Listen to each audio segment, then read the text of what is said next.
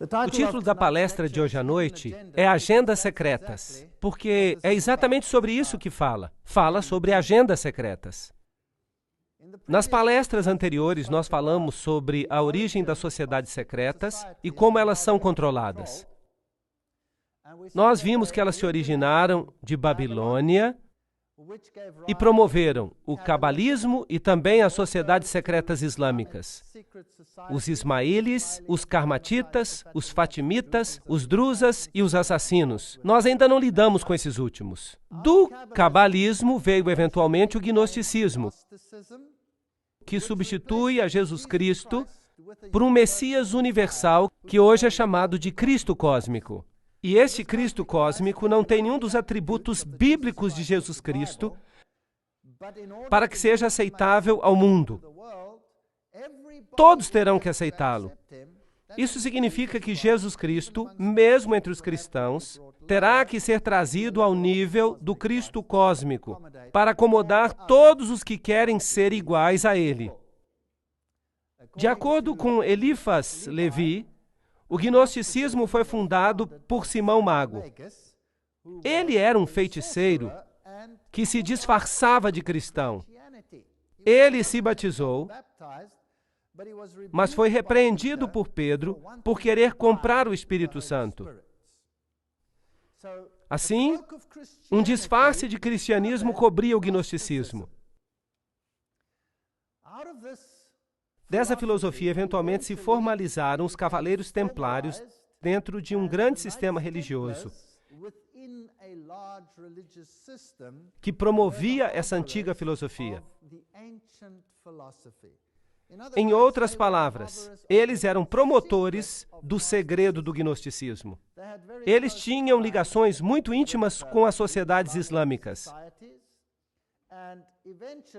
E vimos que, eventualmente, os cavaleiros templários foram suprimidos pelo rei da França. No entanto, muitos deles escaparam para a Espanha, onde o rei da Espanha lhes deu a sua proteção, e eles floresceram ainda mais, e seus ritos e rituais e graus foram perpetuados em organizações subsequentes. Assim, os templários nunca morreram de fato. O conhecimento secreto templário foi mantido vivo em um círculo interno chamado Rosa Cruz, supervisionado pela ordem jesuíta. A ordem jesuíta, então, criou a maçonaria, como nós vimos em uma palestra passada. A maçonaria é o assim chamado braço protestante, embora não seja nenhum braço protestante. Ela é um braço internacional para causar as mudanças que são necessárias para o estabelecimento do reino escuro. Portanto, hoje à noite nós vamos dar uma olhada na maçonaria. Vamos olhar atrás dos bastidores para ver o que ela realmente é. Muitos dos maçons, de fato, não têm a menor ideia do que seja a maçonaria por trás dos bastidores. Vocês vão se lembrar que Gary H.K., em seu livro A Rota para a Ocupação Global, deu uma explicação semelhante. Ele também fala do cabalismo, do gnosticismo, dos cavaleiros templários, mas ele não enxerga a conexão jesuítica, que é um poder militar que controla todas as coisas. Ele diz que a maçonaria controla o marxismo, as sociedades políticas secretas da Europa, a elite bancária internacional e também, de modo assustador, o Concílio Mundial das Igrejas. Agora, não sou eu que estou falando isso. Quem está falando é um figurão da maçonaria. As sociedades teosóficas, juntamente com muitos cultos, constituem o que é conhecido como o movimento da nova era. E o movimento da nova era é muito maior do que supomos. Não são apenas uns poucos esotéricos atuando.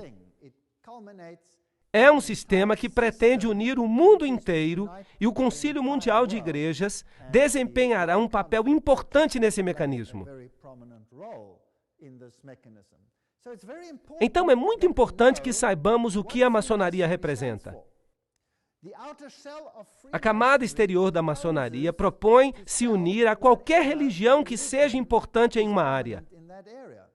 Então, por exemplo, se você mora num país muçulmano e você é um maçom, então a religião da maçonaria naquele nível das pessoas, o nível mais baixo da maçonaria será o Islã. Se você está vivendo num ambiente judaico, então, claro, a religião será o judaísmo. Mas se você está vivendo num ambiente cristão, então a Bíblia será o livro principal de uma loja maçônica. Então, no que diz respeito à camada mais baixa dos membros, o cristianismo será a base do movimento. Mas, em realidade, ele é controlado por um outro poder interno. E, por isso, o resultado pode ser totalmente diferente. Agora, hoje à noite, eu vou fazer citações das melhores fontes maçônicas. Eu não vou usar nenhum boato. Eu não vou falar aqui que alguém ou fulano de tal disse isso ou aquilo. Não, nós vamos ver as fontes originais, as melhores fontes. O livro Morais e Dogma é um livro escrito por Albert Pike. Ele é considerado a teologia central da maçonaria. Somente os maçons mais elevados recebem este livro. E na sua morte, esse livro deve ser devolvido para a loja maçônica. Então esse livro não anda aí disponível. Hoje você pode ir para a internet e comprar Morais e Dogmas, mas você não vai receber o verdadeiro livro, a não ser que você conheça alguém cujo parente maçom tenha morrido e o livro não tenha sido devolvido. E depois de algumas gerações, alguém encontra esse livro, e é por isso que existem algumas cópias flutuando por aí. Ali você consegue encontrar a informação original. No meu próprio caso, eu tenho muitos documentos maçons porque o meu sogro estava no grau mais elevado da maçonaria. E quando ele morreu, eu herdei muitos dos seus livros. E quase ninguém hoje tem esses livros. E nas minhas pesquisas durante muitos anos, eu li esses livros para que eu entendesse tudo da boca do próprio cavalo. Então, se você está zangado comigo pelo que eu estou dizendo hoje à noite, lembre-se, eu não estou dizendo nada. Eu só estou citando. E você pode decidir se é do jeito que eu estou falando ou não. Em Morais e Dogma, a maior fonte da maçonaria, na página 870, está: os templários, como todas as outras sociedades secretas, têm duas doutrinas, uma oculta e outra revelada aos mestres, que se chama joanismo. A outra, pública, se chama catolicismo romano. É bem direto.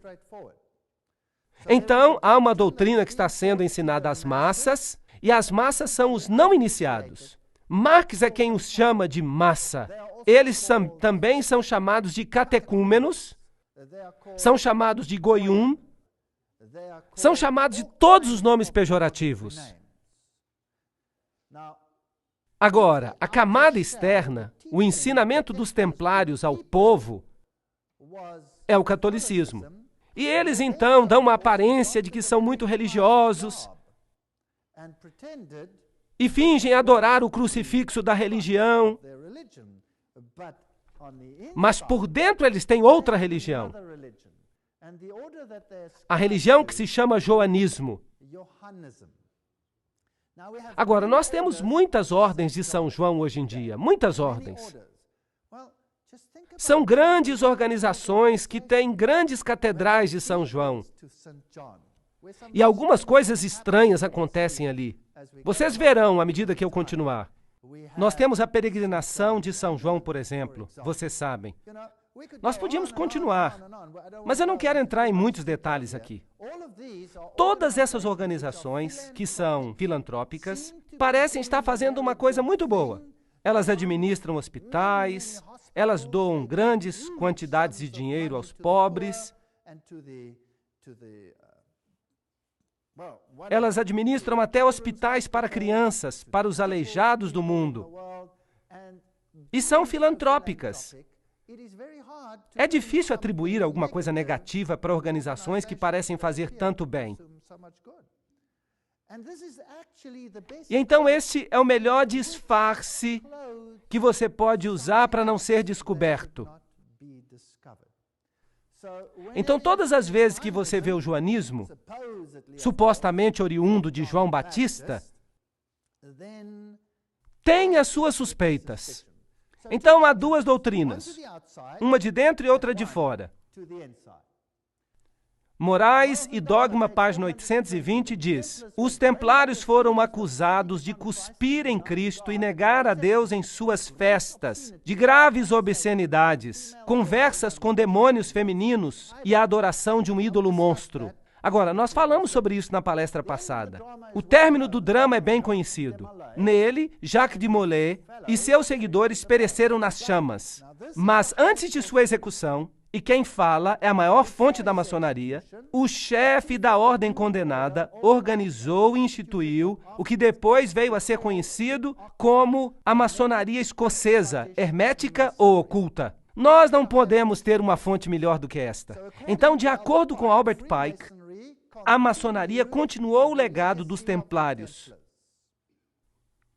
Na escuridão de sua prisão, o grande mestre criou as lojas metropolitanas, em Nápoles para o Oriente, em Edimburgo para o Ocidente, em Estocolmo para o Norte e em Paris para o Sul. As iniciais do seu nome, JBM, são encontradas na mesma ordem nos primeiros 3 degraus e são uma prova muito coerente de que, de fato, esse foi mesmo o princípio da maçonaria moderna. Então, os templários não morreram de fato. Eles estão vivos. Em realidade, no rito de York, que é um nível templário, está tudo lá. O 32º grau da maçonaria, o sublime príncipe do segredo real, esse é o mais alto nível da maçonaria escocesa. Há um grau superior, no entanto, o 33º grau, mas esse é um grau de honra. Então, o mais elevado grau da maçonaria é o 32º. De novo, Morais e Dogma. A ciência antiga dos antigos magos foi escondida sob as sombras dos antigos mistérios. Ela foi imperfeitamente revelada ou desfigurada pelos gnósticos. Eles não mostram uma figura total e se imagina que sob a obscuridade que cobre os crimes dos templários, encontram-se enigmas envoltos que parecem impenetráveis nos ritos da alta maçonaria. Vocês entenderam isso? Veio direto da boca do cavalo. O mistério dos magos antigos e as sombras dos mistérios antigos estão presentes e são conhecidas nos níveis mais altos da maçonaria. Nenhum nível inferior sabe sobre isso. Eles vêm até a loja maçônica e eles pensam que é uma sociedade cristã. Bem, pelo menos com um sabor cristão. Pensam que é uma loja cristã e que são uma irmandade para fazer coisas boas aos outros. Bem, aqui está San Salvador. Esta aqui é em Maiorca, onde os templários, é claro, encontraram a proteção dos reis espanhóis. E se você vai a uma sede templária, você vai encontrar altares em igrejas. Lembrem-se que os templários eram uma ordem da Igreja Católica Romana, como os jesuítas são hoje. A ordem mais poderosa dentro da igreja.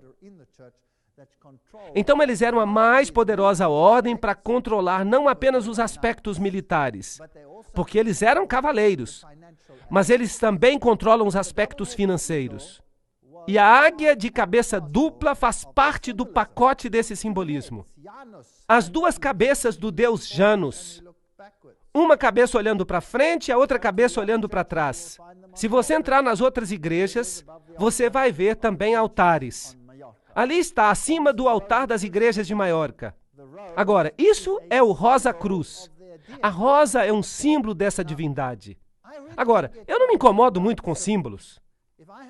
Se eu tivesse que ficar incomodado com cada símbolo que eu vejo, eu teria que jogar fora minha casa ou qualquer coisa que seja fabricada. Porque os símbolos estão em tudo. Nós estamos vivendo neste mundo, mas nós não temos parte neste mundo. E nós podemos fazer coisas, caso elas tenham símbolo ou não. Porque, obviamente, um símbolo não significa nada. Mas é interessante saber. É como se a gente lesse uma outra linguagem. Bem, aqui estão alguns ensinos ocultos do Rosa Cruz. Ali você tem os Iforates, os níveis aos quais você pode subir. E isso é pura cabala.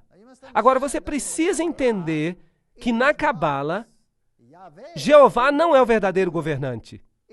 É Lúcifer quem governa. Mas nós vamos falar sobre isso mais tarde. E os Ziforates são emanações da sua aparência.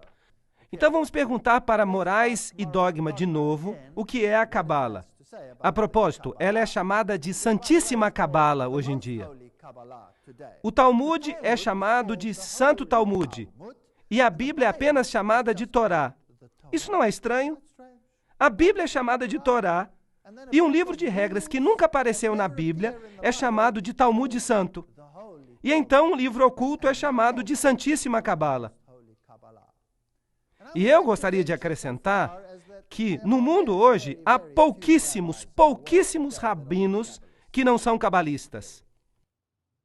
A Santíssima Cabala, ou tradição dos filhos de Sete. Isto, é claro, não é verdade. De acordo com essa doutrina, então, Sete já teria apostatado. Mas eles não chamam de apóstata, chamam-no de iniciado. Então, há uma doutrina interna para o iniciado e uma doutrina pública para os goyum, a massa, apenas para mantê-los ocupados. A tradição dos filhos de Sete foi levada da Caldeia por Abraão, ensinada ao sacerdócio egípcio por José, recuperada e purificada por Moisés, escondida sob os símbolos da Bíblia, revelada pelo Salvador a São João.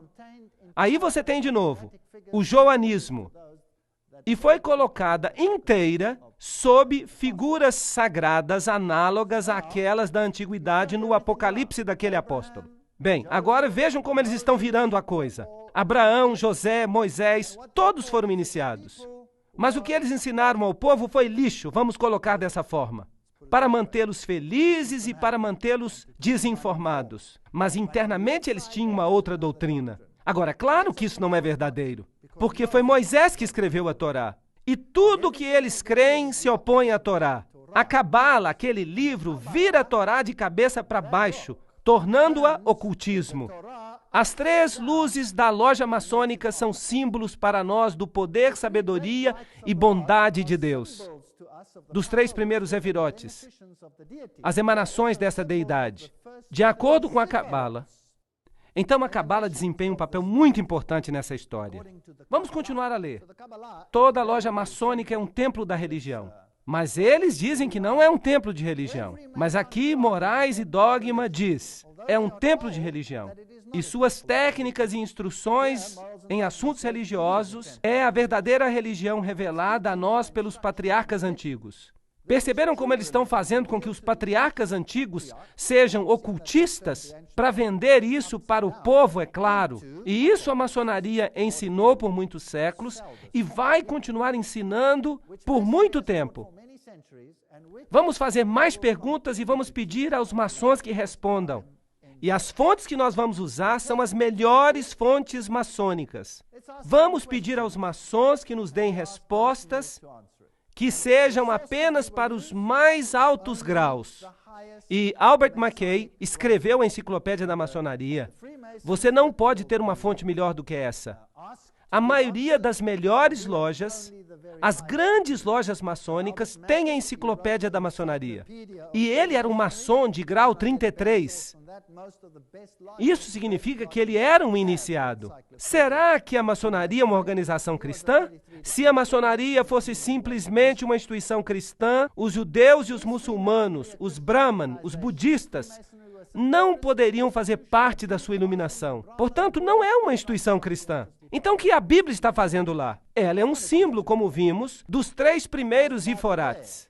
A maçonaria é ou não cristã? A maçonaria não é cristã, nem um substituto do cristianismo. Então, o que ela é? De acordo com Moraes e Dogma, a religião e filosofia da maçonaria é rejeitar todas as especulações inúteis do Zen da Vesta, da Cabala, dos gnósticos e das escolas. Então, em outras palavras, a Cabala é a religião da maçonaria. Mas a Cabala é usada de tal forma que as pessoas creiam de que o que eles acreditam é na Bíblia. A maçonaria é uma busca da luz. E essa busca nos leva diretamente, como você percebe, à Cabala. Naquela antiga e pouco compreendida mistura de absurdo com filosofia, o iniciado encontrará a fonte de muitas doutrinas. Todas as igrejas verdadeiramente dogmáticas, e isso inclui o budismo, o islamismo, o hinduísmo, todas elas, saíram da Cabala e retornam a ela tudo científico e grandioso nos sonhos religiosos dos Illuminati. Ou seja, os iluminados, os seguidores de Lúcifer. Jacob Boehme, Swedenborg, São Martinho e outros, tudo vem da Cabala, à qual todas as associações maçônicas devem seus segredos e seus símbolos. Bem direto. Não pode haver dúvidas a respeito disso. O verdadeiro maçom não se limita à religião. Ele não pode dizer que ele é cristão, ou muçulmano, ou judeu. Ele percebe pela divina iluminação da loja que, como maçom, sua religião deve ser universal. Cristo, Buda, Maomé, o nome significa pouca coisa, pois ele reconhece somente a luz e não quem carrega a luz. Ele adora em qualquer templo. Ele se prostra diante de qualquer altar, seja no templo, na mesquita ou na catedral, percebendo que a verdadeira compreensão é aquela que vem da verdade espiritual. Quem falou isso foi Manly Palmer Hall, em As Chaves Perdidas da Maçonaria. Vocês percebem como é que o Concílio Mundial das Igrejas entra numa coisa assim? Ele tenta unir os líderes religiosos. Será que isso está fazendo sentido agora? Será que parece familiar? Bem, vamos continuar. 5 pontos de comunhão: pé com pé, joelho com joelho, peito com peito, mão com costa e boca com ouvido. Isso é idêntico ao que é usado no rito druídico da bruxaria. E muito usado também em outros ritos, como os ritos alexandrinos e gardnerianos. Agora, Alexandria. Era ali que era guardado o conhecimento oculto. Ele foi guardado em Alexandria e em Roma. Em todos os outros lugares ele foi destruído. E nós vamos mostrar isso mais tarde. No lugar onde o cristianismo começou, ele não mais existe. É o Islã que está lá. E de Alexandria e mais tarde de Roma veio a nova religião. Passar um nome secreto ou um mantra de boca a boca é a prática mágica antiga refletida na palavra hebraica Cabala. Então, essa é uma religião secreta. Agora, então por que a Bíblia King James está sobre o altar? A maçonaria não tem nada a ver com a Bíblia. Ela não foi fundada sobre a Bíblia, pois se tivesse sido, a maçonaria seria outra coisa. Resumo de Lei Maçônica, página 207 a 209. Então, por que a Bíblia está lá? Como um símbolo. Mas, e Deus? E seu Filho Jesus Cristo? A humanidade total, então, é o único Deus pessoal. Aqui, de novo, nós temos maçons elevados revelando essa informação. A humanidade. Vocês já ouviram falar no Manifesto Humanista? É o humanismo em geral, certo? Essa é uma citação fascinante de Morais e Dogma. Eu li esse livro todo, e é o livro mais grosso que eu já li na minha vida. Eu não recomendaria que ninguém o lesse. É uma monotonia. Mas vejam, a Bíblia é considerada nele uma parte indispensável da mobília de uma loja maçônica cristã. Agora, isso está em itálico no original, somente porque ela é o livro sagrado da igreja cristã. O Pentateuco hebraico, numa loja maçônica hebreia, e o Corão, numa loja muçulmana, devem estar sobre o altar. Só um deles, e mais o quadrado e o compasso, que, entendidos corretamente, são as grandes luzes pelas quais o maçom deve andar e trabalhar. Qual, então? Qual dos 3 é a grande luz? Bem, você tem 3 escolhas. Pode ser a Bíblia, pode ser o Pentateuco, pode ser o Corão. Eu não vou revelar hoje à noite, mas eu vou explicar uma coisa. A maçonaria ensina que a redenção e a salvação estão no poder e na responsabilidade do maçom individual. Salvadores como Irão Abif, eles têm um ritual chamado a ressurreição de Irão Abif. Salvadores como Irão Abif podem e vão mostrar o caminho, mas os homens devem sempre seguir e demonstrar por si próprios seu poder para se salvar, para construir seu tecido espiritual do seu próprio modo. Todo homem, em sua essência, é seu próprio Salvador e Redentor, pois se ele não conseguir se salvar, ele não será salvo. Percebem? Agora está ficando mais claro. Nós precisamos de Jesus Cristo nesse sistema? Claro que não. Um autor maçônico, Pearson, admite: a lenda maçônica permanece por si mesma, sem o apoio da história ou de qualquer outra tradição. E nós prontamente reconhecemos em Irão Abif, aquele que simbolicamente é levantado dos mortos, quando um maçom, em seu ritual, é chamado de dentro do caixão para se levantar e receber nova vida. Nós reconhecemos a Osíris dos egípcios, o Mitra dos persas, o Baco dos gregos, o Dionísio da fraternidade dos artífices e o Átis dos frígios, cuja paixão, morte e ressurreição eram celebradas por esses povos respectivamente. Assim, em outras palavras, a antiga religião, que contrafez a religião de salvação de Jesus Cristo, é a religião da maçonaria. Então, é uma velha religião pagã que tem uma nova divindade. Agora, como é que nós sabemos se eles tinham o mesmo ritual pelo qual Jesus passou? Como nós sabemos qual é o certo? A resposta é o livro de Daniel, no capítulo 8 e 9, que dão o momento preciso quando o Messias nasceria e as circunstâncias. E é por isso que os judeus colocaram uma maldição em qualquer um que entender as 70 semanas. Porque então você descobriria quem é o verdadeiro Messias. Por isso, nenhum desses se qualifica para Messias, porque nenhum desses foi predito na Bíblia. Assim, se nós olhamos ao seu simbolismo, nós vamos descobri-lo lá. Vocês verão o obelisco, que é um símbolo do órgão masculino de Osíris, que se perdeu e foi disseminado. E Ísis o juntou e construiu a parte que faltava. Mas não vamos entrar em muitos detalhes agora. Ela acabou ficando grávida e deu à luz a Horus. E aqui nós temos o egípcio. Percebe-se aqui a Torá, os 10 mandamentos. Vejam os candelabros. Vejam as pirâmides. Este é o culto egípcio. Vejam a adoração do sol.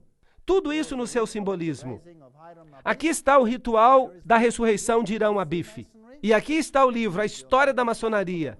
Notem o símbolo na parte de cima.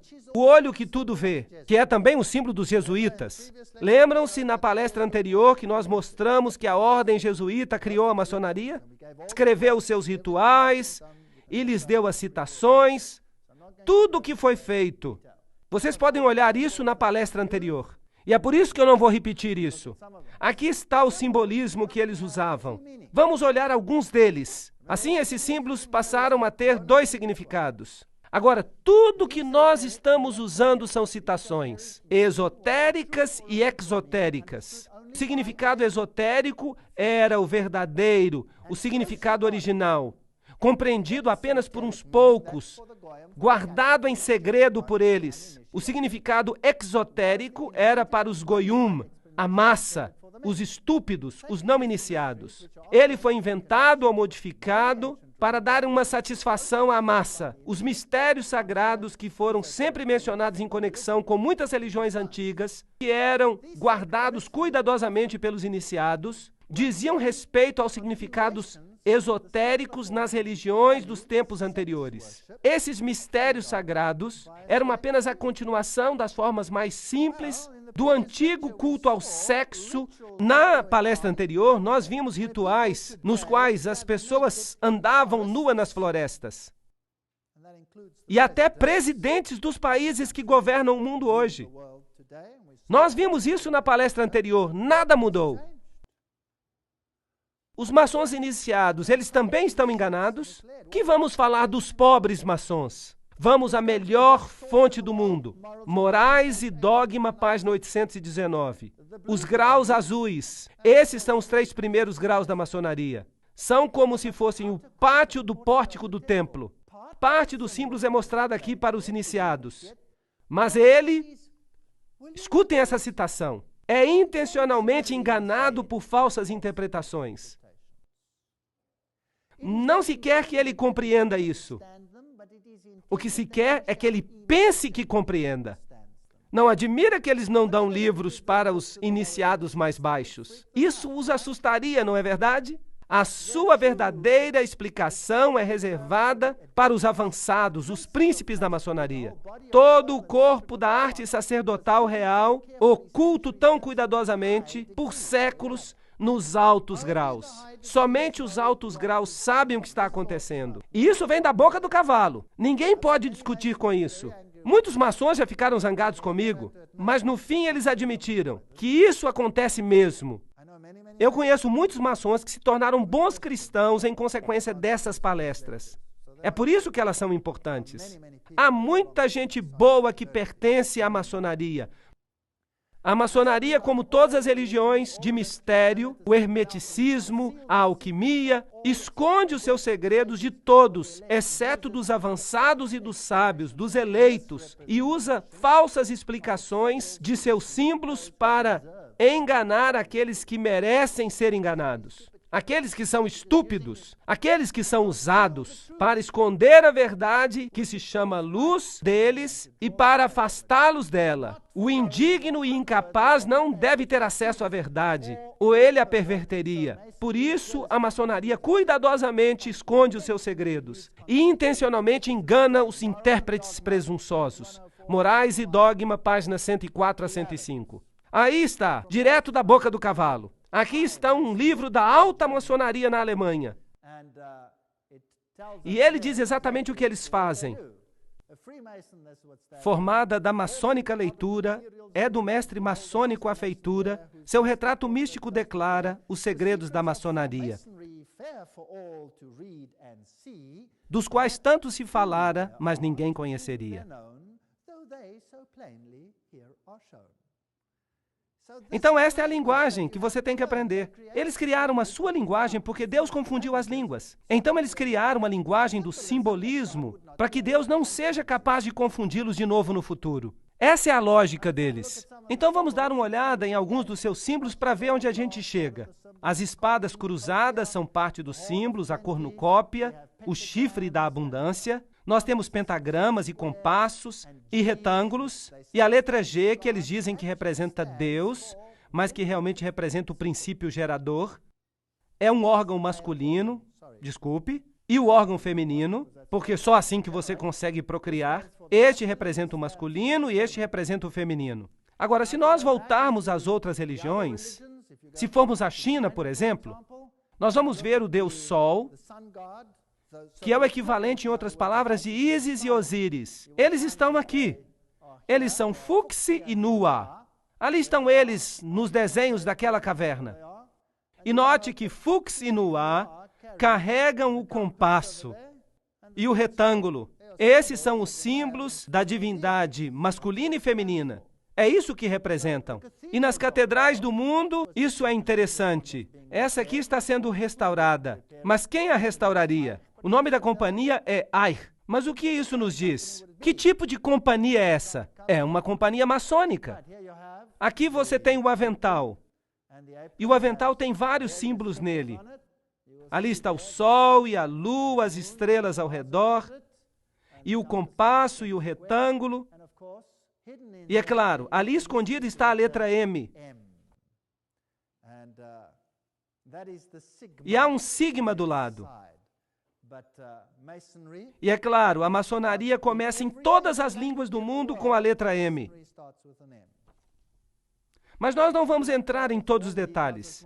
Eu só quero mostrar alguns deles. As chaves são muito importantes. Você as encontra em todos os sistemas religiosos. Os taus místicos são também importantes. Pombos com folhas de oliveira na boca e outros símbolos. Todo esse simbolismo vem da maçonaria. E martelos e foices são parte do simbolismo da maçonaria. Vocês sabem onde eles ocorrem também, não sabem?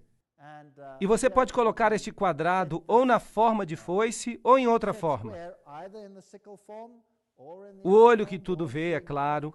O pentagrama e o pentágono são muito comuns. Estes são símbolos ocultos. Hoje há edifícios inteiros que são construídos como pentágonos. Sabiam disso? E então você tem, é claro, a figura do Joanita, São João, assim chamado, que realmente é um símbolo de outra coisa. E há o X, e então a cruz. O que você notou na cruz? É uma cruz de cabeça para baixo, símbolo da vitória sobre Jesus Cristo.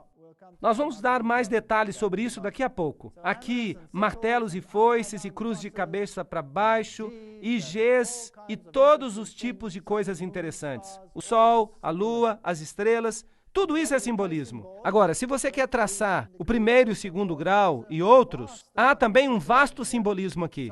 O sol, a lua, as estrelas. E se você intercalar esses, então você obtém hexagramas e pentagramas. A estrela está no Oriente. E dizem ao não iniciado que se trata da estrela de Belém. Mas há aqui, é claro, um problema se você usar a sua lógica. Os magos vieram do Oriente e eles caminharam na direção da estrela. Então, onde deveria estar a estrela de Belém? Deveria estar no Ocidente. Mas há uma outra que estava no Oriente. E é por isso que a Bíblia condena as orações dirigidas ao Oriente, certo? Porque essa representava o Deus Sol. E essa estrela do Oriente não é outra senão Sírio, a mais brilhante estrela do céu. O luminário, o iluminado, é um símbolo de Lúcifer. Qual que é o planeta mais brilhante do céu? É Vênus. Vênus é o nome da estrela da manhã. O nome estrela da manhã é a forma masculina. E Vênus é a forma feminina. Então você tem o lado masculino e o lado feminino aqui. Os quadrados brancos e negros representam o conhecimento do bem e do mal. Agora, o homem é como se conhecesse o bem e o mal. E nós podemos continuar falando de todo esse simbolismo. Mas não temos tempo de falar sobre tudo. As duas pilastras, Jaquim e Boaz, supostamente as pilastras do Templo de Salomão. Mas essas são representações do zigurate de Babilônia. Serpentes ao redor de anéis e de globos, saindo dos globos, são comuns na Pérsia, no Egito, na China e nos monumentos da Índia. Vishnu é representado como se fosse uma serpente enrolada. Então, muitos símbolos aqui se referem às cidades antigas. A serpente com a cauda na boca é a serpente universal, aquela que dá vida. A serpente é o símbolo e o protótipo do Salvador universal, que redime os mundos ao dar à criação o conhecimento de si mesmo e a percepção do bem e do mal. Manly Palmer Hall, no livro 33º Grau da Maçonaria. Então é a serpente que lhe dá o conhecimento do bem e do mal. E é ela que foi deificada. Vejam aqui as caveiras e os bebês representando vida e morte. Ciclos de vida e morte. Trata-se da reencarnação. Aponta para frente e para trás. Às vezes são metade branco e metade preto, representando o conhecimento da luz e o conhecimento das trevas. E quer você adore o lado claro ou o lado escuro, isso não faz a menor diferença. É por isso que é interessante que os adoradores do lado da luz são conhecidos como luciferinos. E os do lado escuro são conhecidos como bruxas, magos e satanistas.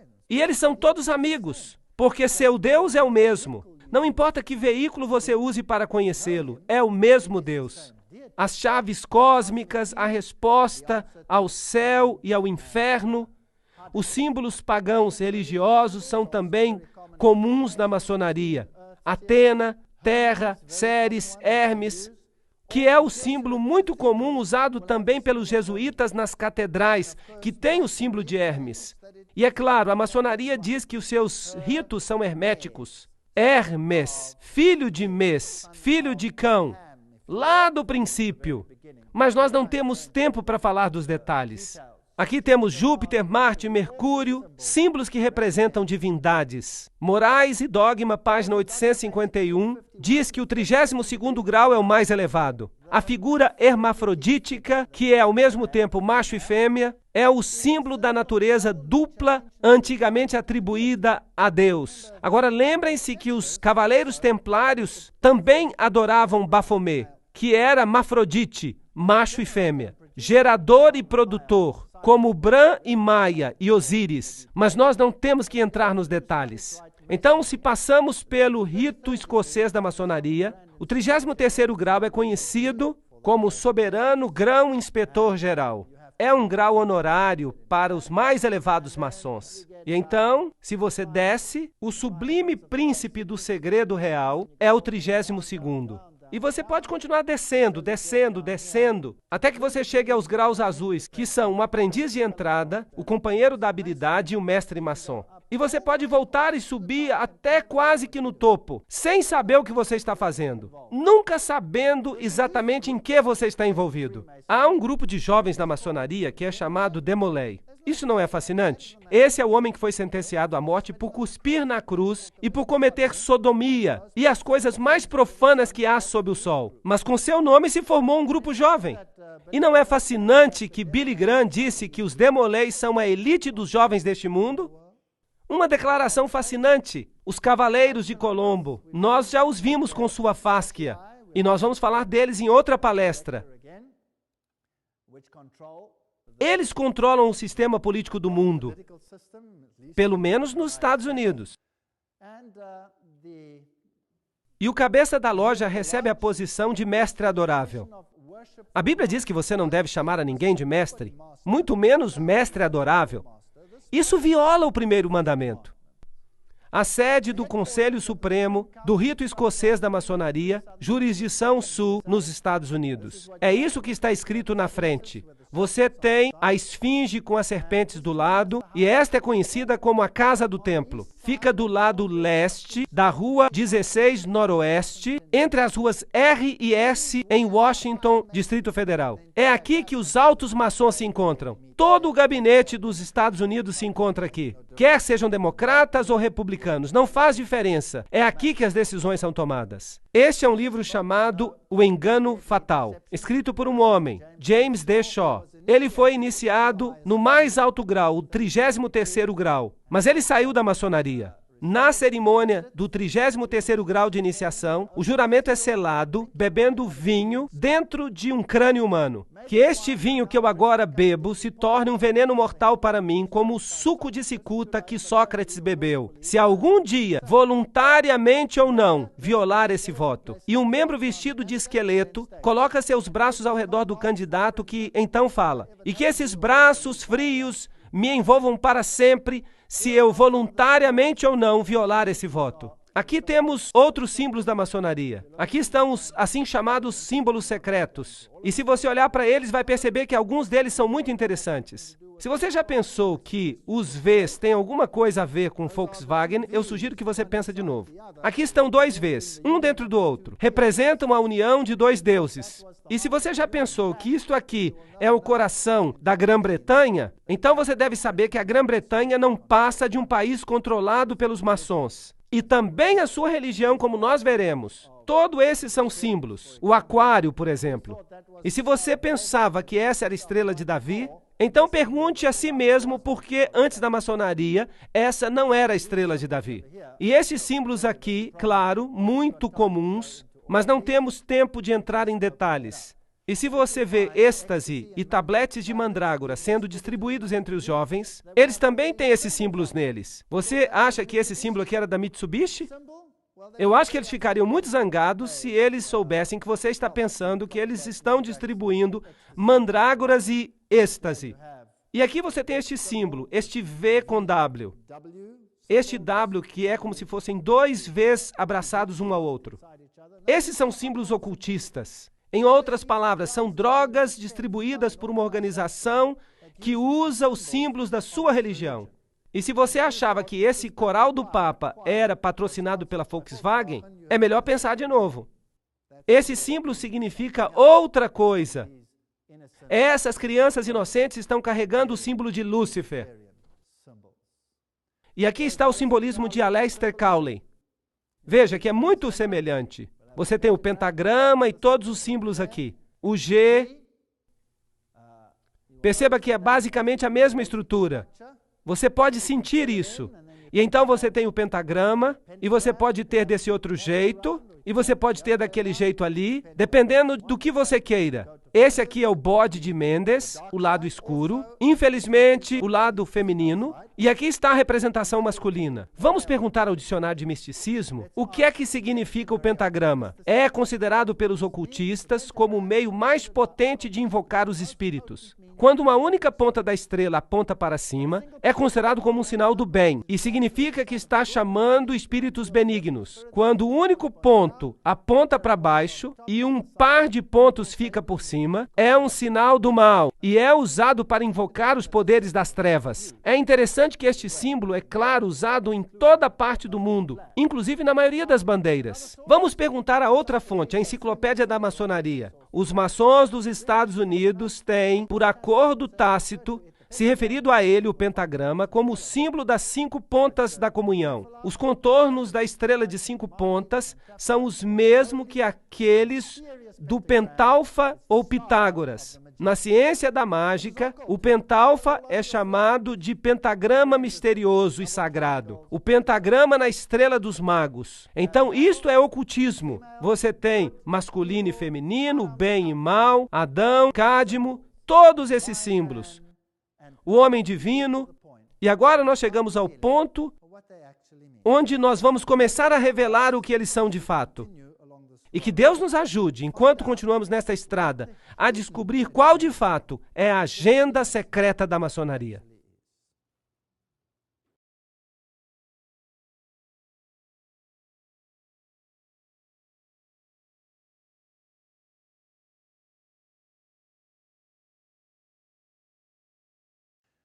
Agora vamos entrar nos ensinos da maçonaria de fato.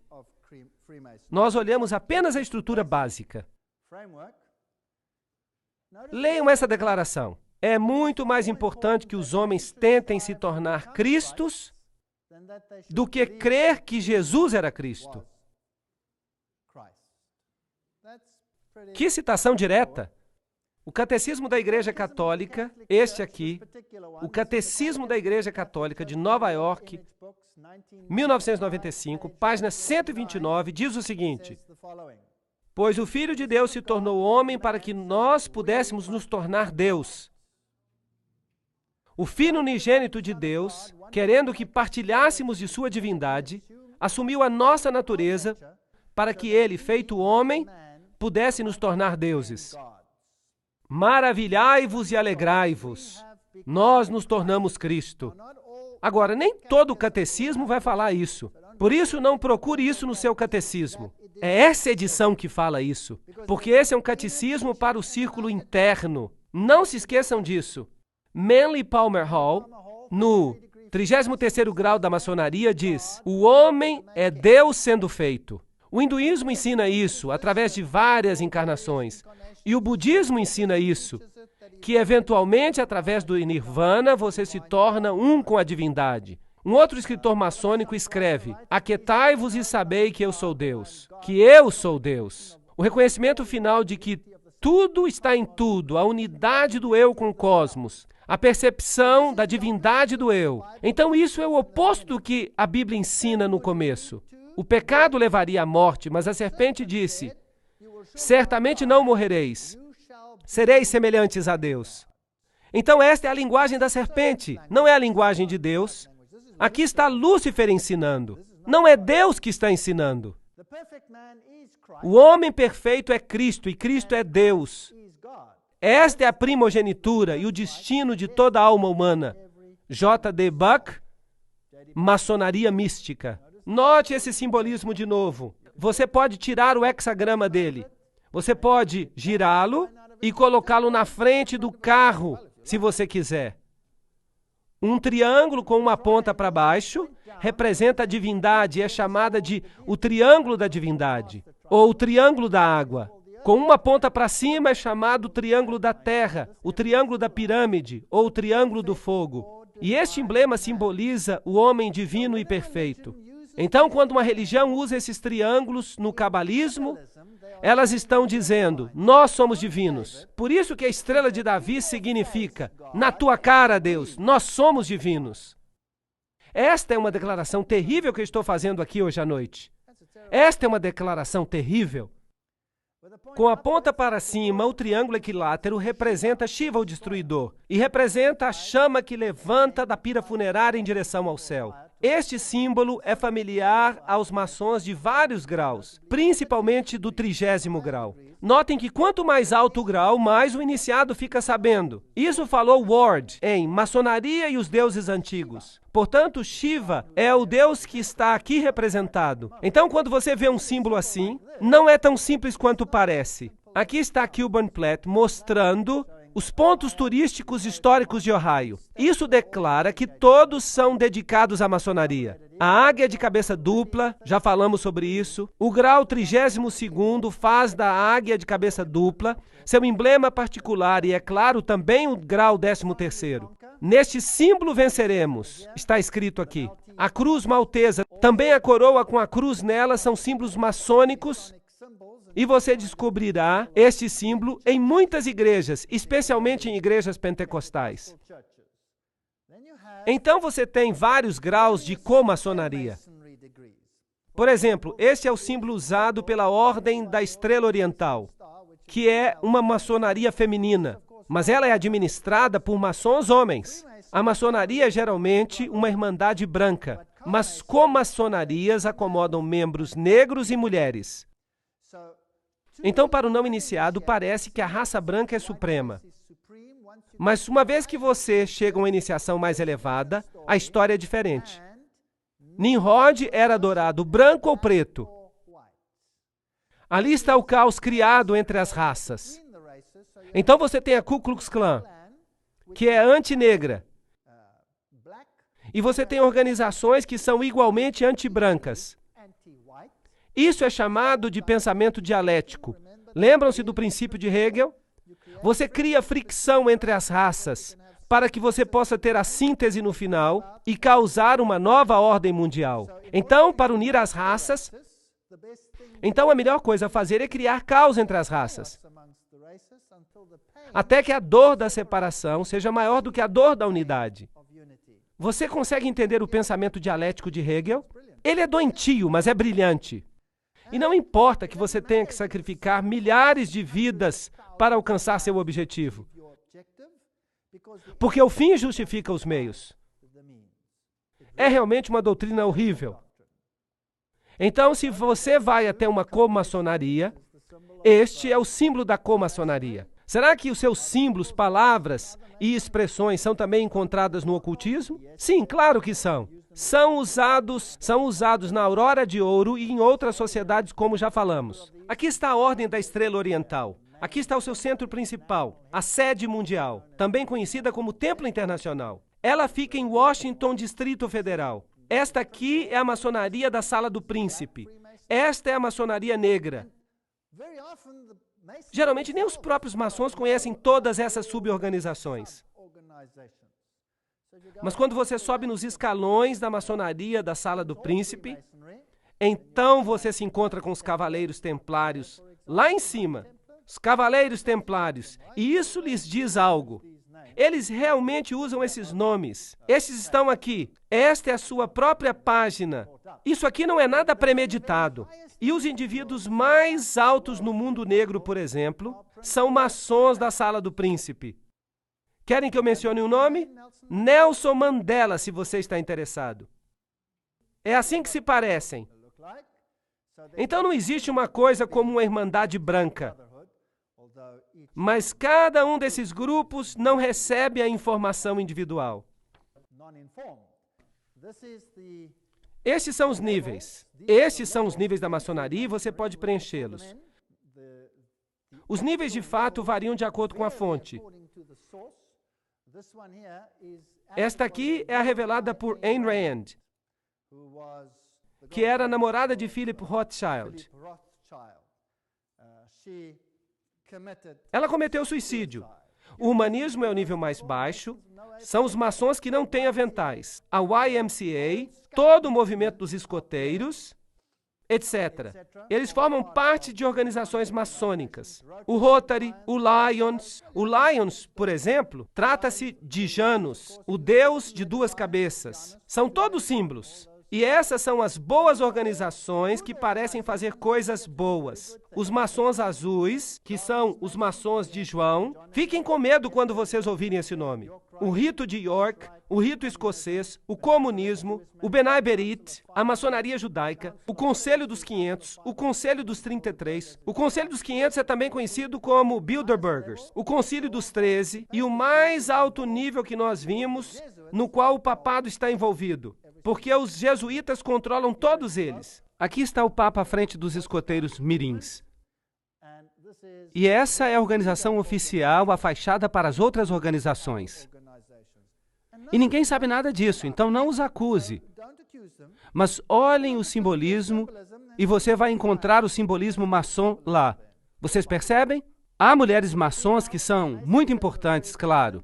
Helena Petrovna Blavatsky, fundadora da Sociedade Teosófica, Annie Besant, Alice A. Bailey, e Alice A. Bailey com seu marido, Foster. Ele era um maçom de 32º grau e parte de uma comaçonaria.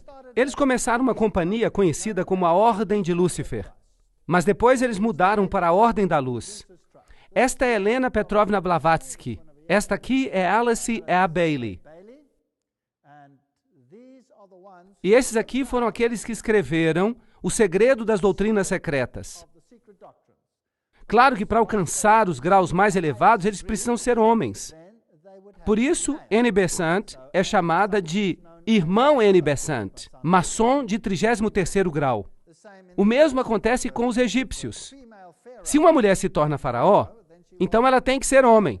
Por isso, Hatshepsut, por exemplo, aparece com uma barba, porque ela se torna um homem honorário. Você não pode ser reencarnação do Deus Sol se você é uma mulher. Então, a comaçonaria, Annie Besant e todos esses maçons de alta ordem, Alice A. Bailey, suma sacerdotisa do movimento da Nova Era, eles receberam mensagens de um tibetano conhecido como Djwhal Khul. Em seus escritos, você vai encontrar os símbolos maçônicos, é claro. E esses aqui são seus escritos. Blavatsky escreveu uma coisa chamada Isis Revelada, a Doutrina Secreta e todos esses livros místicos maçons. E é virtualmente impossível você consegui-los, embora hoje em dia já seja mais fácil. Agora eu vou levar vocês para uma das maiores lojas maçônicas do mundo. Ela acabou virando um museu. Ela fica em Guthrie, em Oklahoma. Vamos entrar. Vejam ali as suásticas. Eles vão dizer que as suásticas estão viradas. Sim, talvez seja, mas isso não tem importância, porque de um jeito elas representam o aspecto feminino e do outro jeito elas representam o aspecto masculino. Então não faz diferença. Você vai encontrar o símbolo do Deus Sol Ra, você vai encontrar os olhos que tudo veem, e você vai ver esta estátua. Ela pode ser homem ou mulher. Não faz diferença.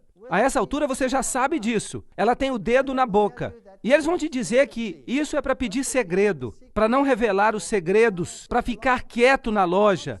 Todo tipo de bobagem eles vão dizer para você. Mas não tem nada que ver com isso. Significa que isso é só para o iniciado. Este é o símbolo de Horus. E eu vou mostrá-lo para você daqui a pouco. No chão você tem vários pentagramas, nesta forma aqui, e pentágonos. Na frente desta estátua está escrito: todos os que estão aqui devem olhar para o Oriente. Que cada um examine a sua obrigação e a renove no seu coração. Então, o culto acontece na direção do Oriente, o que a Bíblia proíbe. Agora, ali está o Deus Horus. Note que ele é sempre representado com o dedo na boca.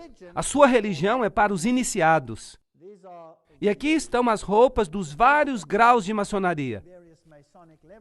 O soberano grão-comandante tem este símbolo na frente. E ali você tem o soberano grão-comandante Henry Clausen. E este é o símbolo de Baphomet. Baphomet é o deus andrógeno. E você ficaria surpreso de saber onde Baphomet aparece hoje em dia. Eu vou mostrar isso nas próximas palestras. Claro que ele também está nesse edifício aqui, que é a sede do Conselho da Mãe Suprema do mundo, em Washington, onde a Constituição para a nova ordem mundial já foi escrita, bem aqui. Esse aqui é Baphomet, e esse é o simbolismo usado também por Alice A. Crowley. Na loja você vai ver IHS. Eu já mostrei que esse é o simbolismo da ordem jesuítica. Isis, Horus e Set. Esta janela de vidro fumê fica clara durante o dia e fica escura à noite. Uma técnica muito especial. E se você sabe que Osíris foi adorado como preto e como branco, então isso explica essa história. Há aqui uma sala egípcia com todo o simbolismo que vai com ela. Também tem uma sala assíria, porque ela representa todas as religiões antigas. Esta aqui é a estátua de Albert Pike. É chamada de Loja Albert Pike, número 162. Estudar e buscar interpretar corretamente os símbolos do universo é a obra do sábio e do filósofo. Decifrar a escrita de Deus, Albert Pike disse. Agora, aqui está o livro Morais e Dogma. Eu escaneei para que as pessoas não pensem que eu estou falando fofoca. Elas precisam ver que eu tenho o livro. E toda citação que eu faço vem diretamente dele. No rito escocês, a coroa e o cetro simbolizam o domínio do homem sobre si mesmo. Nós somos deuses. Nós não precisamos de ninguém que nos ensine o que fazer. A história do pensamento do homem é a única história que vale a pena estudar. Não se preocupe com as outras, elas estão na biblioteca. Eu fotografei este aqui para mostrar que a história da maçonaria e a enciclopédia da maçonaria são livros genuínos. A revista da Nova Era foi substituída pela revista do rito escocês. E aqui está um símbolo do qual nós já falamos antes. Somente no próprio homem ele pode encontrar a felicidade duradoura. Nós somos nosso próprio Salvador. E de novo nesta loja, Jacques de Molay é honrado. Aqui o Rosa Cruz, a cruz na rosa. Quem realmente sofreu foi Osíris, não Jesus Cristo. E ali você tem o tal místico e o outro simbolismo com o leão de asas, símbolo de Babilônia. E aqui você tem a águia de cabeça dupla, na sua forma original preto e branco, representando as duas deidades. Esta é a cornucópia. O que ela significa? Ela é um símbolo de muitas organizações políticas. É o símbolo da organização que expandiu e usou o apartheid, pois é um símbolo do Partido Nacional na África do Sul. Essas coisas são interessantes, mas o que significam? Vamos perguntar o significado da cornucópia. A cornucópia, ou chifre da abundância, era um duplo simbolismo sexual. O chifre era masculino e a parte de dentro era feminina. O fruto de dentro simbolizava a produtividade da mulher. É um símbolo sexual da união de Ísis e Serape. Agora, quando você olha para esses deuses, lembre-se que Horus, Ísis, é ela que fica perto da serpente. E no catolicismo, Maria que fica perto da serpente. E também Dionísio como criança, tudo é a mesma coisa. Esses deuses vêm no hexagrama e no hexágono, etc. Eles aparecem no quadrado. Este é o deus Harpócrates, se você prefere, ou Horus. Ali está a cornucópia na mão dele, mas o dedo está quebrado, o dedo que fica na boca, como sempre. Aqui está uma outra loja maçônica, dentro você vê o mesmo simbolismo. Você tem os sinais de Yin e Yang, lá no teto. Esta é a sala azul. Há somente 3 luzes na loja, porque o norte é o lugar da escuridão. Agora, se você conhece a Bíblia, você sabe que o norte é onde fica o trono de Deus. Será que o norte pode ser a fonte da escuridão? É porque tudo aqui fica de cabeça para baixo. E as várias salas usadas pelo rito escocês e pelo rito de York, etc. Há sempre 2 pilares, representando Joaquim e Boaz. Em cima deles você vai ver os signos do zodíaco. Ali estão. Isso lhe mostra o que de fato é. A astrologia é uma ciência que exige o respeito do estudioso, apesar de sua designação como uma arte negra. É, de certo modo, uma ciência da reflexão, uma ciência oculta. Esta ciência foi conhecida na antiguidade como a arte da adivinhação, enciclopédia da maçonaria. Portanto, a astrologia é exaltada na maçonaria, embora a Bíblia a condene, certo? Dessa ciência, muitos dos nossos principais emblemas são tomados. A própria loja é uma representação do mundo. Ela é enfeitada com imagens do Sol, da Lua e das estrelas. Nós podemos estudar todos esses símbolos astrológicos e vamos descobrir que representam a adoração fálica, uma parte importante dos mistérios. Essas são todas fontes maçônicas. A sala vermelha, as cerimônias de iniciação da maçonaria, elas são idênticas a que Loyola apresentou ao Papa. Então, elas vêm diretamente dos rituais jesuíticos. E a pompa e a grandeza da loja você vai encontrar representada nos parlamentos do mundo todo. Esses símbolos são muito comuns. Vocês vão ver muitas organizações que os usam. Os atletas usam. Sabem por quê? Porque as companhias de esportes e as superestruturas esportivas são todas controladas pela maçonaria. Até os sinais dos surdos e mudos, e eu vou mostrar isso. Mas vamos ficar fiéis às fontes. Então vamos perguntar-lhes diretamente. Nós vimos esse simbolismo. Nós vimos o que sugerem. Nós podemos descobrir por nós mesmos se pesquisarmos. Mas a maioria das pessoas não faz isso. Então vamos perguntar a um maçom de grau bem elevado. Diga-nos diretamente, o que você adora? Qual é o Deus da maçonaria? O que é mais absurdo e mais ímpio do que atribuir o nome de Lúcifer ao diabo? Isto é, ao mal personificado. O Lúcifer intelectual é um espírito de inteligência e amor. É o Paráclitos, o advogado. Não é interessante? É o Espírito Santo. O Lúcifer físico é o grande anjo do magnetismo universal. Portanto, para eles, Lúcifer é o Espírito Santo. Lúcifer é o Paráclitos. Ele é o advogado. A Bíblia diz que nós temos um advogado e esse é Jesus Cristo. Lúcifer representa vida, pensamento, progresso, civilização, liberdade, independência. Lúcifer é o Logos, a palavra, a serpente, o Salvador.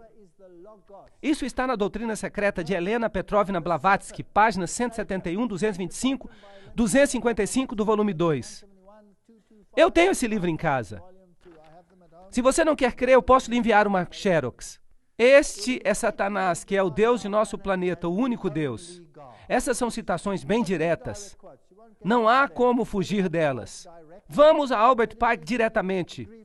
Maçom de 33º grau. Lúcifer é o portador de luz. Nome estranho e misterioso para se dar ao espírito das trevas. Lúcifer é o filho da manhã. É ele quem carrega a luz. E com seu esplendor intolerável, ele cega as almas fracas, sensuais e egoístas. Não duvide disso. Então quem é o Deus da maçonaria? Lúcifer. Albert Pike, em Morais e Dogma, diz: o diabo é a personificação do ateísmo, da idolatria. Para os iniciados, ele não é uma pessoa, mas uma força. Vocês se lembram da frase que a força esteja com você? Eu vi isso num filme. A Bíblia diz, e não se maravilhem, pois Satanás mesmo será transformado num anjo de luz, em 2 Coríntios. Agora vamos entrar nos detalhes. Esta é a instrução aos 23 concílios superiores do mundo, dadas em 1889, e elas dizem o seguinte: Albert Pike, o chefão da maçonaria escocesa e o escritor da Bíblia da maçonaria. O que devemos dizer para as multidões é que nós adoramos a Deus. A vocês, soberanos grãos inspetores gerais, anotem esta citação. Eu vou falar mais devagar aqui. A vocês, soberanos grãos inspetores gerais, nós dizemos isso para que vocês possam repeti-lo aos irmãos do 32º, 31º e 30º graus. Notem que ele diz possam. Ele não diz que eles devem fazê-lo. Ele diz que vocês podem ao 32º, 31º e 30º graus. A religião maçônica deveria ser, para todos nós iniciados dos graus mais altos, mantida na pureza da doutrina de Lúcifer. Se Lúcifer não fosse Deus, será que Adonai, o outro Deus, que chamam de Jesus, cujas obras se provam cruéis, pérfidas e cheias de ódio para os homens, será que ele teria trazido o dilúvio e destruído Sodoma e Gomorra, aquela ótima cidadezinha que parece com São Francisco? Ele a teria destruído? Vocês acreditam nisso? Sim, Lúcifer é Deus e, infelizmente, Adonai também é Deus. Porque a luz não pode existir sem as trevas, blá, blá, blá, blá. Alguma pergunta? Em que nível um maçom fica sabendo o que ele adora? No 30º, 31º, 32º e no 33º graus. Um maçom do 33º grau sabe o que adora. Sim ou não? Está claro? E se eu pudesse lhe mostrar quem são os maçons do 33º grau? Será que isso mudaria a sua opinião? De, uau, que coisas maravilhosas eles fazem, para, tem alguma coisa errada aqui. Sim ou não? Vocês acham que isso é importante? E se você descobrisse que os maiores pregadores do mundo são maçons de 33º grau? Como você reagiria a isso? E se você descobrisse que os melhores políticos do mundo são maçons de 33º grau? Os maiores políticos do mundo, como você reagiria? Será que isso afetaria a sua percepção? O verdadeiro nome de Satanás, os cabalistas dizem, é Jeová, ao contrário. Pois Satanás não é um Deus negro, mas uma negação de Deus. Para os iniciados, ele não é uma pessoa, mas uma força. Albert Pike, Morais e Dogma, página 102. A concepção de Deus. A Cabala imagina que Deus seja uma luz muito oculta. Albert Pike, Morais e Dogma, página 740. Aqui está uma invocação dirigida ao imperador Lúcifer. Imperador Lúcifer, mestre e príncipe dos espíritos rebeldes, eu te conjuro a que saias da tua morada, em qualquer parte do mundo que estejas, e que tu venhas até aqui comungar comigo. Quando o maçom aprende que a chave do guerreiro é a própria aplicação do dínamo da força viva, ele aprendeu o mistério da sua arte. As energias de Lúcifer estão às suas mãos. E antes que ele possa dar um passo para frente ou para cima, ele precisa provar sua habilidade de aplicar essa energia. Ele deve seguir os passos do seu ancestral, Tubal-Caim. Esse é um nome interessante, mas nós não temos tempo para entrar nos detalhes. Tubal-Caim, com a força do Deus da guerra, transformou a sua espada em um arado. Então, primeiramente, você cria guerra e caos para que as pessoas estejam dispostas a abrir mão disso e a se ligar ao gigante império de Lúcifer. Você sabe o que mais irrita o diabo? Foi quando Deus separou as nações. Isso foi uma dor de cabeça para ele. Isso lhe deu 4.500 anos de dor de cabeça. Ele tem estado em guerra por 4.500 anos para juntá-los de novo. E ele está conseguindo. O diabo é agora chamado de escuridão pela igreja. Preste atenção nessa citação de Blavatsky. Você não pode ter uma citação melhor. Ela vem de Doutrina Secreta, página 71. O diabo é agora chamado de escuridão pela igreja. Mas na Bíblia ele é chamado de filho de Deus. Vejam Jó, a estrela brilhante da manhã. Lúcifer, vejam Isaías. Ele virou tudo de cabeça para baixo. Eu vou lhes mostrar por quê daqui a pouco. Há toda uma filosofia de arte dogmática na razão porque o primeiro arcanjo, que saiu das profundezas do caos, era chamado de luz, Lúcifer, o filho luminoso da manhã, ou a aurora manvantárica. Ele foi transformado pela igreja no Lúcifer, ou Satanás, porque ele é mais elevado e mais antigo do que Jeová, e tinha que ser sacrificado em benefício do novo dogma. Então, o que o não iniciado obtém é a doutrina da Bíblia, mas o iniciado vira tudo de cabeça para baixo. O diabo é o verdadeiro Deus, e Jeová, Yahvé, é o vilão. Bem, vamos ver se a gente pode provar isso. Blavatsky, em Doutrina Secreta, página 73, diz: Jeová, esotericamente, como Elohim, é também a serpente ou dragão que tentou a Eva. E o dragão é um símbolo antigo da luz astral, o princípio primordial. Essa é a sabedoria do caos. Ok. Então o diabo é a sabedoria do caos. Mas quem é o vilão de verdade? Jeová. Então, eles viram a Bíblia de cabeça para baixo. Agora, Jeová tenta Eva e não a serpente. Blavatsky, na Doutrina Secreta, volume 2, diz: os sistemas filosóficos dos gnósticos e dos primitivos judeus cristãos, os nazarenos e os ebionitas, são plenamente considerados. Eles mostram as opiniões mantidas hoje em dia, fora dos círculos mosaicos dos judeus, sobre Jeová. Ele era identificado por todos os gnósticos com o mal. Então, os gnósticos acreditavam que Jeová era o vilão. Lúcifer é o mocinho. Por isso, eles são luciferianos. Na Doutrina Secreta, volume 1, a grande serpente do jardim do Éden e o Senhor Deus são idênticos. Portanto, Deus é a serpente. Ele é o vilão. Está de cabeça para baixo. E, portanto, Jeová e Caim são a mesma pessoa. O mesmo Caim que é chamado em teologia o assassino e o mentiroso para Deus. Então agora, quem é o assassino e mentiroso? Jesus é o assassino e mentiroso. E a serpente é o mocinho. Doutrina Secreta, volume 2, página 388, diz: o nome Satanás, em hebraico Satã, adversário, do verbo shataná, ser contrário, pertence por direito ao primeiro e mais cruel adversário de todos os outros deuses. A Jeová, não a serpente. Esta só falou palavras de sabedoria e simpatia. Mas ele é o pior no dogma, o adversário dos homens. Isso é coisa This is séria. serious Portanto, stuff. Jeová foi chamado pelos gnósticos Therefore, de Jehovah criador, was called de by the Gnostics the ofiomorphos, creator of, o que and tem one a forma of de the serpente, Satanás, ophionomorphs, o the mal. serpent, Satan, or evil. Outra Another citação, one, nós we could podíamos go on and continuar, on and on continuar. and on. She calls him a Ela o Jehovah chama de Frankenstein. Jeová That's not very Frankenstein. nice. Wouldn't Isso you não say é so? legal. Vocês concordam? Calling Chamar my o God meu Deus de Frankenstein? The Kabbalists Os cabalistas dizem que o verdadeiro nome de Satanás é Jeová de cabeça para baixo.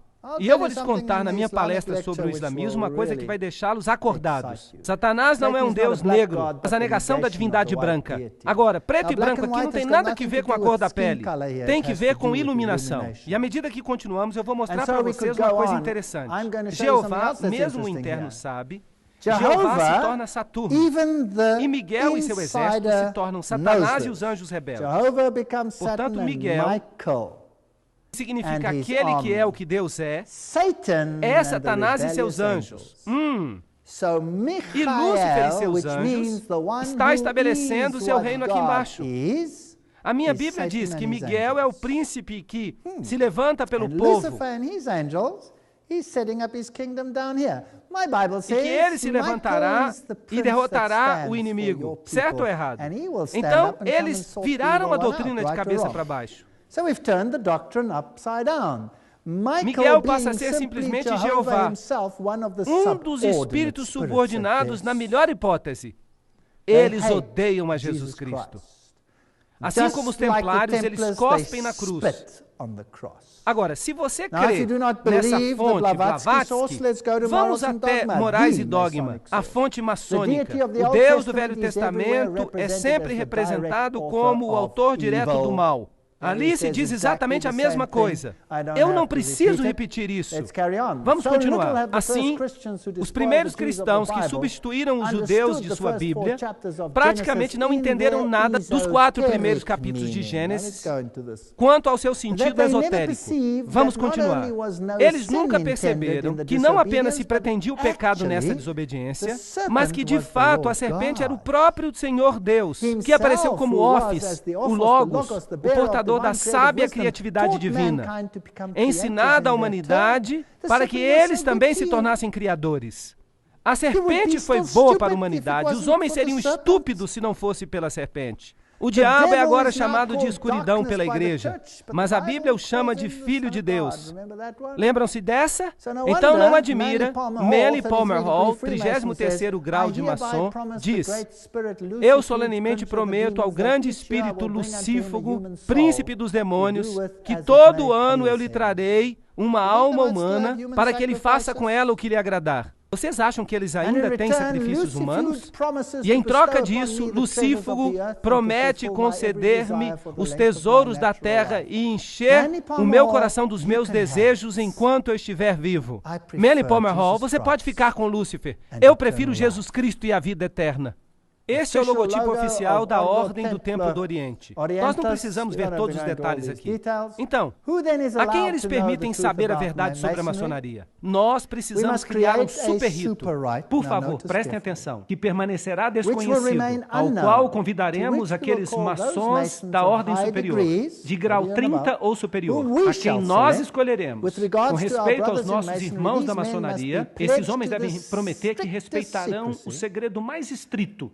Através deste rito supremo, governaremos toda a maçonaria, que se tornará uma espécie de centro internacional e que será ainda mais poderoso porque o seu endereço será desconhecido. Esta foi uma carta de Pike ao chefe da ordem dos Illuminati, Giuseppe Mazzini. Então, quem governa o mundo? Um super rito. George Bush se refere a eles como sendo os 1000 pontos de luz, os iluminados. Não é à toa que eles usam essa terminologia. Então, criaremos 3 guerras mundiais. Aqui está uma citação, eu não vou falar sobre ela detalhadamente, mas eu farei uma palestra depois chamada Revoluções, Ditadores e Guerras. E então falarei sobre isso. Então nós vamos ver uma coisa bem assustadora. Ordo ab Chao é o seu lema. Isso significa a ordem que vem do caos. O símbolo que eles usam é a fênix levantando-se das cinzas.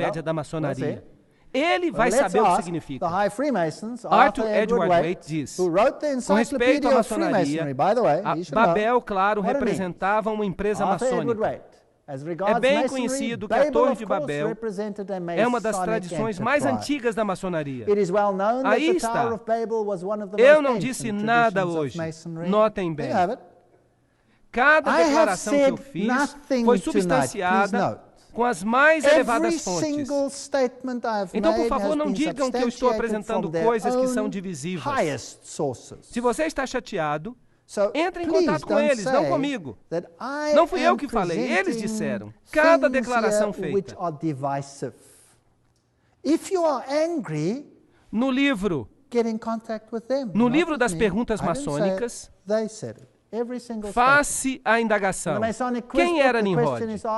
A resposta é, ele era o filho de Cush. Nas velhas constituições, ele é chamado de um dos fundadores da maçonaria. Eu pensava que ele era um guerreiro diante do Senhor, contra o Senhor. Nas Escrituras, ele é o arquiteto de muitas cidades. No manuscrito de York, nós encontramos, ao construir a Torre de Babel, houve um construtor, um maçom, muito estimado. E Nimrod era um maçom, um construtor, e protegia os construtores. Então, um maçom nada mais é do que o depositário de um conhecimento oculto, que se preocupa com obras boas, mas eles manipulam os membros e os usam maliciosamente para parecerem nobres. Mas essas pessoas são de fato ímpias até o último grau. O autor maçônico Kenneth H. Mackenzie nos diz que Hermes também era um dos fundadores da maçonaria. Hermes. Eles gostam de palavras assim. Ramsés, por exemplo, filho de Ra. Rames, Mis significa filho dela, se você prefere. Helena Petrovna Blavatsky liga Hermes e Satanás. Você tem que montar o quebra-cabeça. É difícil descobrir o que a maçonaria ensina. Você tem que ir de uma fonte para outra, porque nenhum autor lhe conta tudo. Então vamos colocar isso junto. Então vamos montar o quebra-cabeça.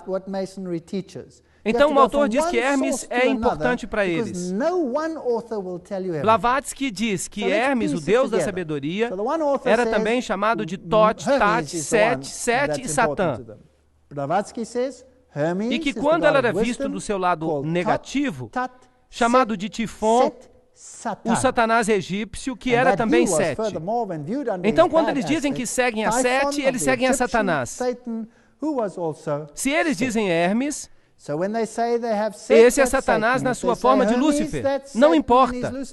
Pode ser homem ou mulher. Não faz diferença. Arthur Edward Waite escreve, com respeito à maçonaria, Babel, é claro, representava uma empresa maçônica e os seus primeiros expositores colheram amplo benefício desse fato.